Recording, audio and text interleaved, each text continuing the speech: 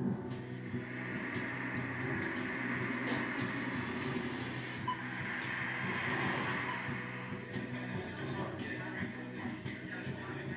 place where people meet today could be called a public space.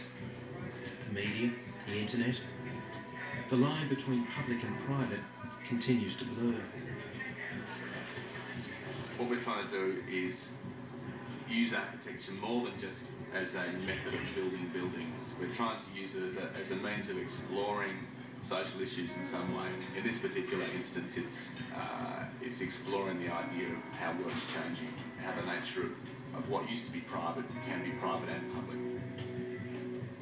The Melbourne architectural firm 6 Degrees have developed their own headquarters into something they've called a public office, a place for people who work independently but need an occasional office.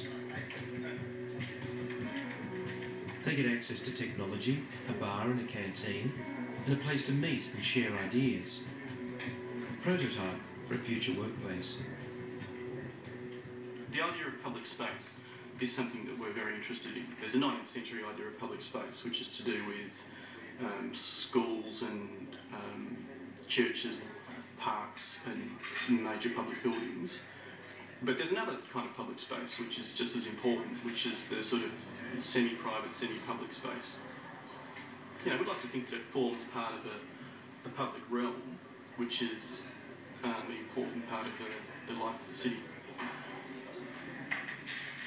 I think public office is an exploration for us into creating and investigating a new form of office space, which we believe is evolving, I guess, or may well evolve from the evolution of technology, where we're trying to create a space which is flexible. It kind of crosses over between the boundaries of work and play in some ways.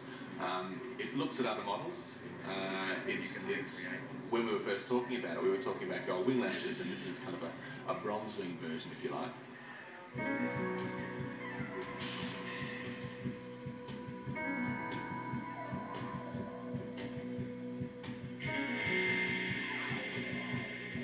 Six Degrees work as a collective. The materials for their buildings are often salvaged. It's a way of jogging the memory, of making architecture more reassuring, less threatening, more recognisable, and honouring the countless small stories of our own urban culture. I think something ugly is just as worthy of preservation as something beautiful. I think also that this is an establishment's view of what beauty is and what is worthy of preservation, which tends to be limited.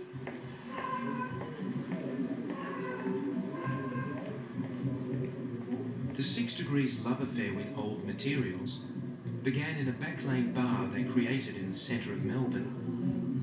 A new kind of public space for a new type of city resident, using materials remembered from childhood.